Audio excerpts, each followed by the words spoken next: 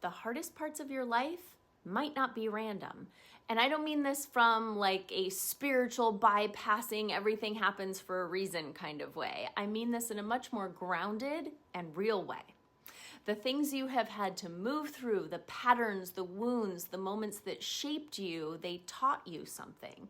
Not from a book, not from theory, but from the inside out. And that kind of understanding is different because when you have actually lived something, when you have felt the whole trauma through to the lessons learned type of experience, you don't just understand it in your head, you embody it. And very often, this becomes your medicine that you have to give the world.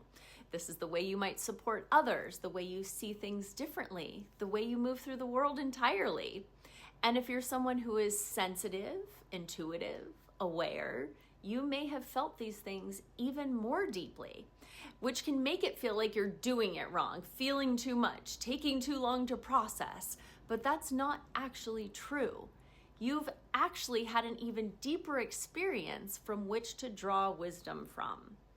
And as you begin to heal, to understand yourself, to create more safety in your own body, you don't just feel better, you start to see clearly what your mission is to do in the world. You don't have to have it all figured out right now, but you can start to look at your life with a little bit more curiosity and maybe a little less judgment, because your story might be more connected to your purpose than you realize. I'm going to break this down a little bit more this week, so stay tuned.